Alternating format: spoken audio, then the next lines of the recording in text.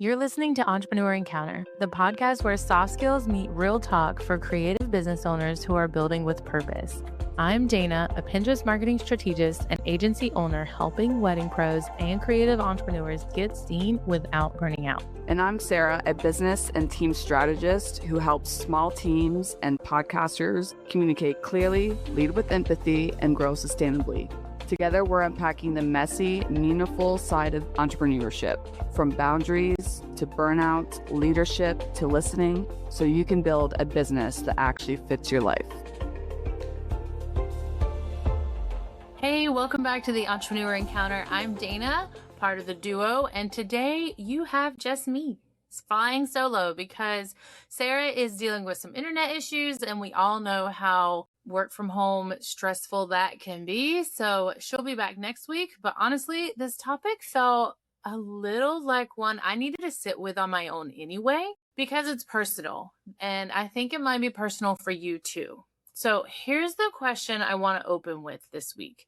Have you ever said yes when every part of you wanted to say no? Have you ever softened your feedback until it meant almost nothing just to avoid making someone uncomfortable? Have you ever held back your real opinion in a client conversation, a team meeting, a collaboration, simply because you were afraid that saying what you actually thought would cost you that relationship?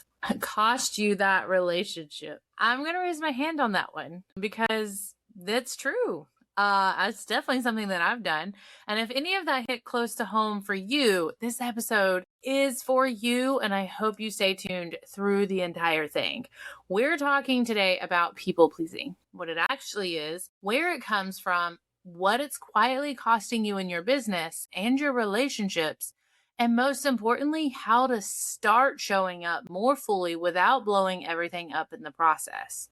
But before we dive in, I want to mention something quickly. If you've been feeling unclear about your direction in your business, I know sometimes the summer can create a whole lot of chaos. So you know you want to make changes, but you're not sure where to start because you are balancing so much during this season. Sarah and I put together a free resource called the 20-Minute Clarity Map. It's a simple guided tool to help you get clear on what you actually want and what's getting in the way. As always, there is no fluff. There is no overwhelm in this process. You can grab it at the link in the show notes. All right, so let's get back to the topic at hand and start with something that I think is really important to say, and that is people pleasing is not a character flaw. I know sometimes it seems like it's such a negative thing. It does get in the way. It's not a weakness. It's not a bad thing to have empathy and want to help people. It's not proof that you're too nice or too soft or somehow not cut out for leadership. I hope you heard that last one. But people pleasing at its root is genuinely more of a survival strategy. And for a lot of us, it's worked. Maybe it kept the peace in a household that needed keeping. Maybe it helped you navigate school or a toxic workplace environment where your safety depended on being agreeable. Maybe it was the thing that made you good at your job. You were attuned to what people needed. You were flexible. You made things easier for everyone around you. In psychology and trauma research, there's actually a name for this pattern, and it's called the fawn response, coined by therapist Pete Walker. It's considered the fourth stress response alongside fight, flight, and freeze. And what makes it different from the others is that it doesn't look like fear. It actually looks like helpfulness. It looks like warmth. It looks like being the best team player, which is exactly why it's so hard to recognize and so hard to change if you are someone like myself, a genuine people pleaser. And here's the part that really lands for me personally is research on people-pleasing patterns in driven, high-achieving women found that fawning frequently operates alongside professional success, meaning you can be incredibly capable at work and still completely lose access to your own voice the moment a relationship dynamic feels even slightly risky. Those two things coexist more than we'd like to admit. So if you've ever thought, I know better, but why do I keep doing this? That's probably why. It's not a knowledge problem, it's a nervous system pattern. And nervous system patterns don't change just because you understand them intellectually. They change through practice, small baby steps, through repetition, through slowly building the evidence that it is safe to say what you mean and not hide your voice. The real issue usually isn't that you care too much about other people. It's that at some point, your needs and other people's comfort got tangled together, and somehow in that tangle, your voice got a lot quieter. This episode is about finding that again. So here's a question I want you to hold as we go through this episode a little bit more. Is there a place in your business or even your personal life where you're consistently shrinking to keep someone else comfortable? Not a rhetorical question. This is an actual question, and we're going to come back to it later in the episode. But for now, I want to talk about the cost of this concept for a moment, because I think this is where people pleasing stops feeling like a personality quirk and starts feeling urgent, and you need to change it. There are those obvious costs. You take on work you don't want. You say yes to a scope that stretches you way too thin. You discount your prices because someone pushed back and the discomfort was too much to sit with. Those are real and they do matter. I'm fairly confident I'm guilty with all of those in the last 6 years that I've owned my own business. But there are quieter costs that I think hit harder in the long run, and I've had to learn to recognize them. And one of them is resentment. And I want to be honest about this. I have felt it in more ways than one. You say yes when you mean no often enough, and someone starts to calcify. You don't feel generous anymore. You feel drained. You feel like you're doing everything for everyone, and nobody is doing anything for you. And the hard truth is, nobody knew you were struggling because you never said so. And that's been a big eye-opener for me in the last couple of years, honestly. Psychology Today describes people pleasers as often experiencing what they call a lost identity. When you've spent so long shaping yourself around what other people need, you generally lose track of what you want or even what your basic needs are. And that's not a small thing in a business context, because your business is supposed to be an expression of who you are and the things that you value deep to your core. And if you don't know what you value, that clarity is going to disappear and it will domino affect every other area of your business. There's also a burnout piece here that I can't skip over. Research from 2024 and 2025 found that employees who feel they can be more authentic selves at work are 2.5 times less likely to feel emotionally drained. 2.5 times. That's not a small margin. And when you're a solopreneur or in that early stage entrepreneurship who is constantly performing a version of yourself that keeps everyone else comfortable, that emotional drain is going to show up somewhere, probably in more places. It's going to be in your energy. It's going to show up in your creativity, your client relationships, your ability to make clear decisions. And here's the part that feels most counterintuitive. People pleasing doesn't actually protect your relationships the way you think it does. Research on assertiveness and relationship satisfaction consistently shows that when you withhold your real thoughts and needs, even with the best intentions, it creates some sort of distance between you and the other person. It's not connection. The person in front of you is getting a performed version of you, not the real one. And a performed version, however polished you may think it is, cannot be genuinely close to anyone. I had a client relationship a few years ago where I kept softening my recommendations. They'd push back on a Pinterest strategy decision or a website gallery or a blog post, and I'd back down even when I knew I was right. And what happened over time was that they stopped trusting my expertise because I kept second guessing it in front of them. That relationship I was trying to protect actually eroded because I was too afraid to hold my ground and I didn't let the data speak for itself. The moment I started saying, I hear your concern, and here's why I'm still recommending this, everything shifted. That my clients learn to trust me more and not less. So the reflection question here is, think about a relationship in your business, a client, a collaborator, someone on your team, where you've held back or have been holding back for a while. And what's the thing you haven't said yet to them? And what is it costing you to continuously not say it?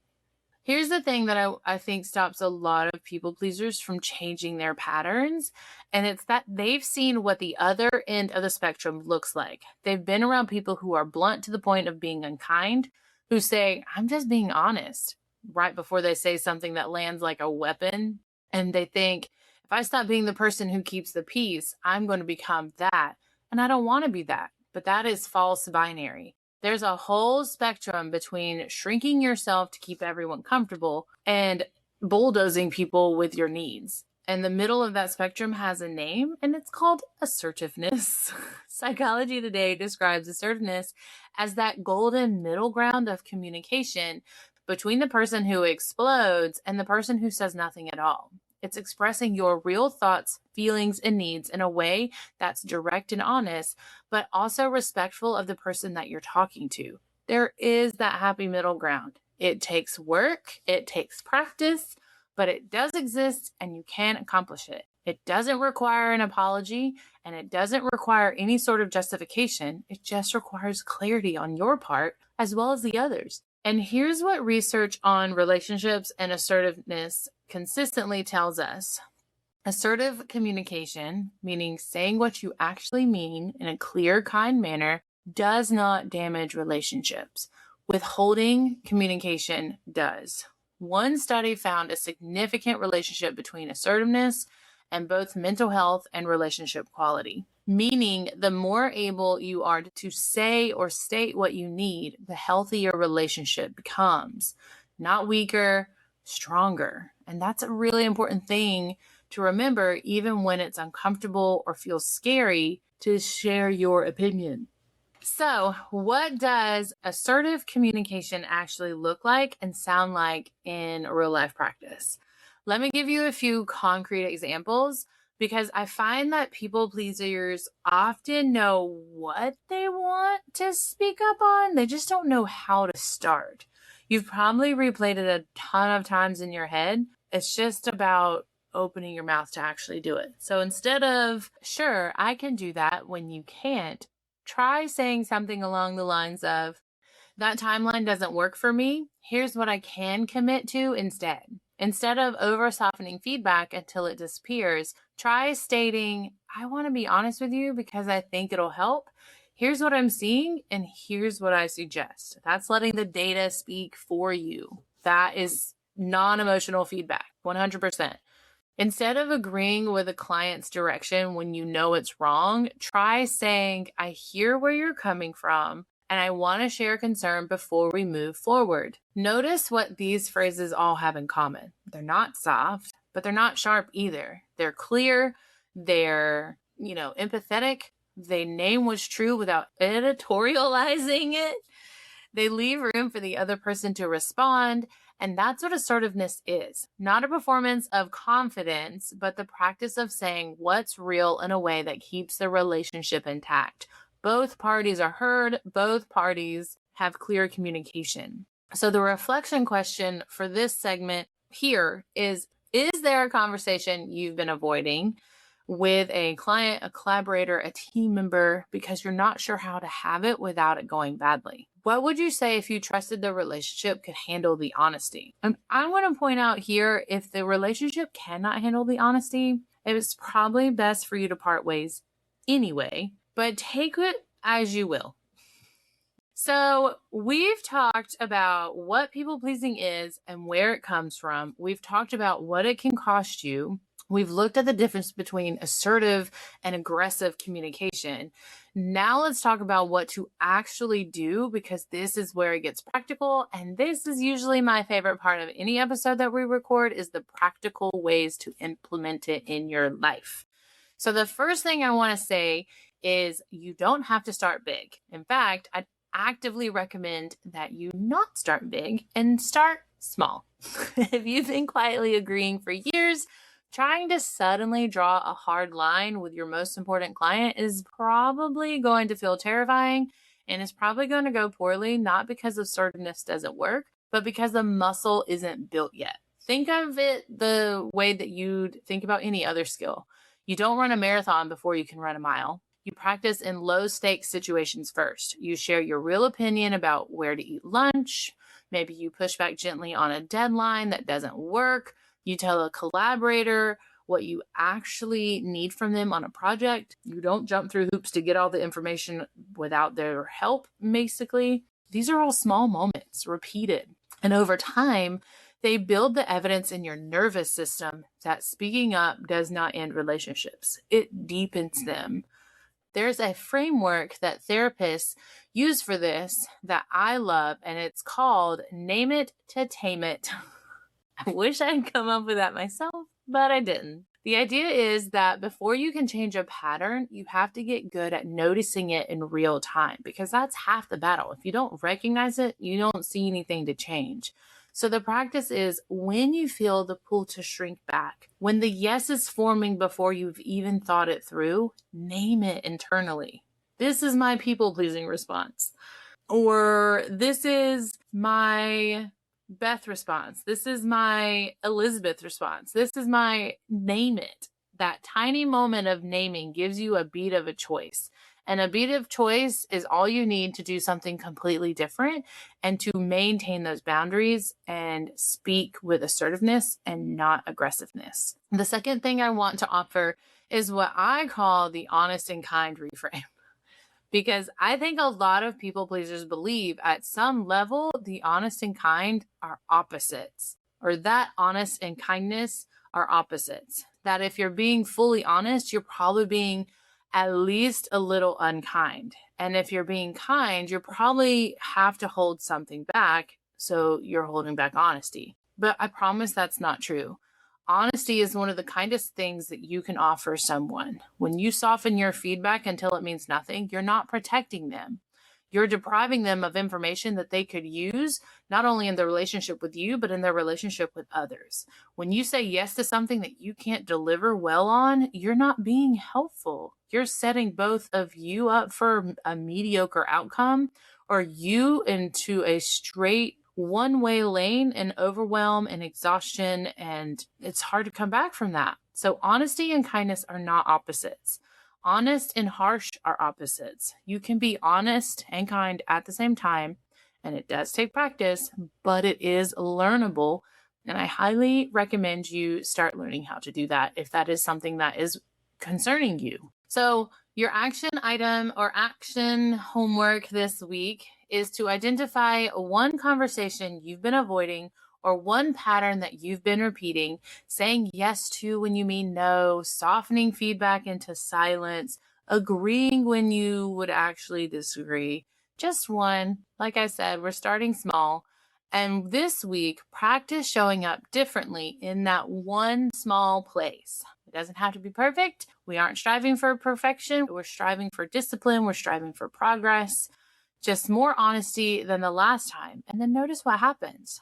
Notice that the relationship likely doesn't end. And notice that you feel a little lighter afterwards. That's the data that your nervous system is needing so that you can continue to grow this skill. And if you want some structured support, getting clear on what you actually want, including in your business relationships and your direction, I want to mention the 20-minute clarity map again. Sarah and I designed it specifically for moments like this one, when you know something needs to shift, but you're not sure where to start. It's free, it's quick, and again, it's linked in the show notes for you. So let me land this somewhere super simple. People pleasing is not who you are. It's something that you learned to do because at some point it kept you safe. And it probably made you really good at reading the rooms and taking care of the people around you and smoothing things over. Those are real skills. They're valuable skills, and they have genuinely helped you along the way. But there does come a point, and I think a lot of you listening are at that point or approaching it, myself included, where the cost of staying quiet becomes higher than the discomfort of speaking up, where the relationships you're protecting by holding back would actually be stronger if you brought more of yourself into them, where your business would be clearer and your leadership would be more trusted if you stopped performing agreeableness and started practicing honesty. You can be honest and still be kind. You can hold your ground and still keep the relationship going strong. You can show up fully and still be someone people want to work with. In fact, I would argue you become that person, not despite of your honesty, but because of your honesty. Some more people want to work with you because they know what to expect and they know what you're going to share is important and worth sharing. That's the work. It's not dramatic. It doesn't happen all at once. It's one conversation at a time. We love having one conversation at a time. It's one moment of choosing your voice over your discomfort, and it accumulates into something that feels eventually a lot more like freedom than people pleasing ever did. If this episode gave you something to think about, I'd love for you to share it with another entrepreneur in your life who might need to hear it and end their people-pleasing ways. And if you're ready to get clear on what you actually want in your business, your leadership, your direction, that 20-minute clarity map is waiting for you in the show notes, and it's a great first step. Sarah will be back with me next week. Until then, speak up a little more this week, start small, and just notice what happens. I promise the world does not end, and it's usually a little bit better when you do. See you next week. You can now follow us on LinkedIn at Entrepreneur Encounter. Thanks for spending time with us today. If something in this episode gave you a fresh perspective, share it with a friend or send us a DM. We love hearing how these conversations land with you. And if you're curious about how soft skills can support your next season of growth, we each have more resources to share. You can find Dana on Instagram at danas.desk.nc for Pinterest strategy and intentional marketing. And Sarah at Your Rembert for team development, business leadership, and podcast support. Until next time, keep leading with purpose and growing with intention.